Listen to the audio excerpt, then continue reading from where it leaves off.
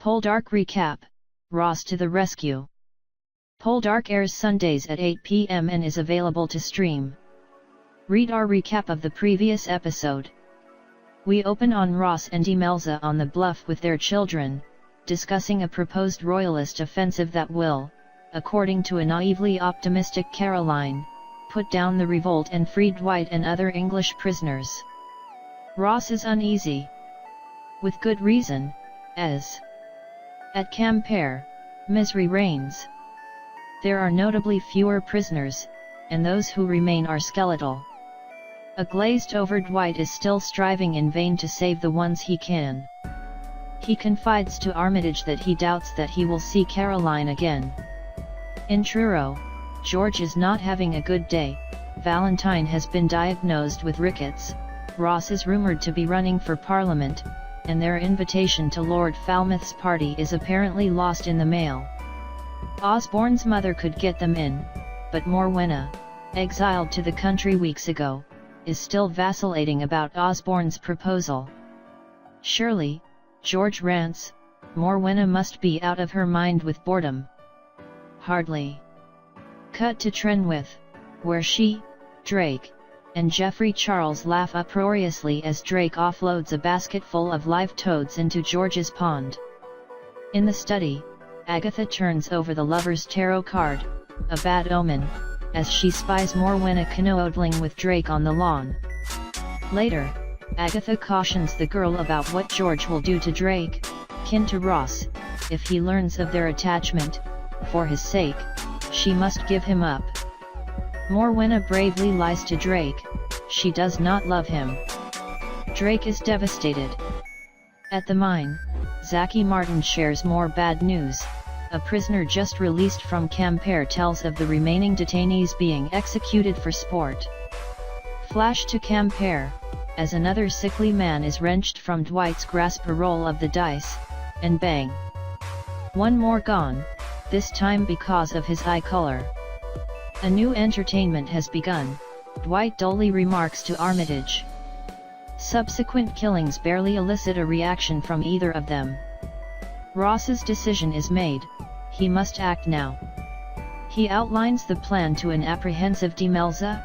He, his friend Hens Haw, Thali, and Zaki will hitch a ride with the royalist fleet to France, and, in the chaos of the landing, storm the prison and bring Dwight home. What could be simpler? Ross asks, poker-faced. He rides over to tell Agatha, who is all giddy excitement, urging Ross to hurry back in time for her 100th birthday party. That night, Ross bids a poignant farewell to Imelda, after which a heartbroken Drake pours his heart out to her. She advises him to buck up and find a purpose.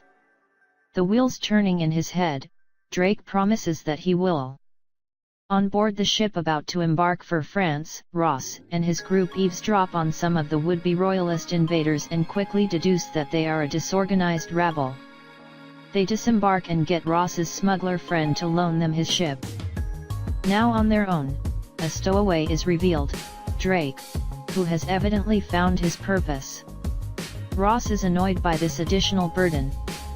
At Kilwarren, Imelda lies to Caroline about Ross's whereabouts. Caroline, happy for a distraction, is attending Lord Falmouth's society soiree and pleads with Imelda to be her +1. Girls' night out. Osborne has managed to snag an invitation for George and Elizabeth, with the string attached, Morwenna's acceptance of his proposal. Tom Harry spills the beans about Ross's reckless mission, and George is delighted to have some juicy gossip to spread at Lord Falmouth's party that will doubtless derail Ross's bid for Parliament.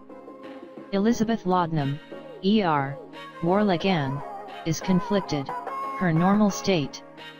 George, Elizabeth, and a reluctant Morwenna arrive at the party, and Caroline and Imelda embark on their own mission, to gather intelligence about the royalist landing. George tries in vain to get Lord Falmouth's attention, and is reduced to wandering from clique to clique, pushing his Ross Poldark's reckless assault on a French prison story. Lord Falmouth and his cronies are unimpressed, and Imelda, anxious that Caroline should not hear, steers her away. Osborne approaches Morwenna and, undressing her with his eyes, slyly accuses her of being a tease.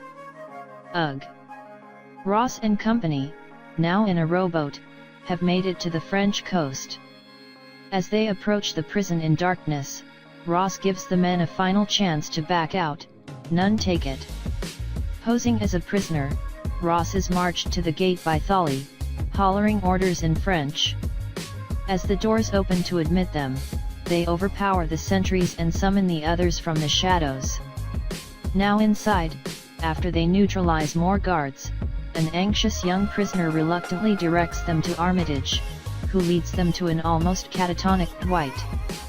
Barely comprehending that Ross and the others are real, Dwight refuses at first to abandon his sick charges. But as Armitage is convincing him to go with them, anxious young prisoner panics. "Escape!" he screams. And the game is on. As the group propels Dwight to the exit ahead of the inevitable stampede, they find it already blocked by 2 guards, looking away.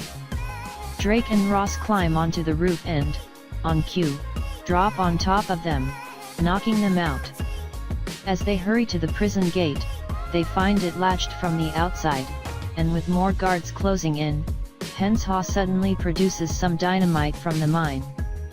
Boom! No more gate. But in the ensuing gun battle, Henshaw is hit, and as Drake is helping to drag him out of the line of fire, he too is shot, in the shoulder. The rest manage to get the 2 wounded men into the woods, but Henshaw is done for. As he dies, a devastated Ross blames himself. But they must leave him and soldier on. Back at Lord Falmouth's party, Elizabeth has determined that disparaging Ross's mission is tactless. She has learned that Lord Falmouth's nephew, a Navy lieutenant, is a prisoner of war. Petulantly, George concludes that the evening has been a failure. Sulking, they depart as Caroline, distraught, informs Demelza that the Royalist landing has failed. What hope is there for Dwight now? Ross's group is being trailed through the woods by a solitary armed figure. Dwight recognizes him, it's Armitage, with news of the Royalist landing's failure. If they're caught now, there will be no escape, no mercy. He falls in with them and together they make it back to the boat. Ross is racked with guilt about Henshaw's death, Drake's life-threatening injury, and having risked his friends. Tholly spots their ship waiting in the distance, and they row toward it for all they're worth. Cut to the ship's hold, where Dwight is caring for an unconscious Drake. Bleary-eyed, he thanks Ross for rescuing him and thinks Drake will make it, but is despondent that he made it out alive when so many others did not. Sam arrives at Nampera with great news: Ross's ship has returned. He and Demelza race down to the cove for a joyful reunion as a relieved Morwenna watches from the bluff. Armitage and Demelza meet as she weeps over the loss of Henshaw. At Trenwith, Tom Harry reports to the Warlegans that Ross has successfully rescued not just Dwight, as expected, sniffs Agatha. Geoffrey Charles is thrilled, but also Lieutenant Hugh Armitage, who, as Elizabeth discovered at the party, is Lord Falmouth's nephew. George grimaces, Ross has done it again. At Kilwarren, Demelza asks Caroline if she feels strong enough for a small surprise. Evidently she does. Arriving in haste at Nampera and taking in Dwight's condition, Caroline jubilantly prescribes fresh air, oranges, and kisses without end, wasting no time in putting the third part into practice. That night by the fire, Demelza watches over a sleeping Drake. Ross, cradling Clow ants, acknowledges that Drake likely saved his life, so he must learn to value him as much as Demelza does. Cut to a month later, and Henshaw's poignant funeral on the bluff. Among the many mourners gathered around his grave is Armitage, who cleans up exceedingly well. Demelza, Sam, Drake, and Prudy harmonize on a beautiful hymn. Marginally healthier, Dwight looks haunted. Afterward, Armitage thanks Ross for his rescue, Demelza hopes he will take full advantage of his liberty. Meaningfully, he replies, "I intend to."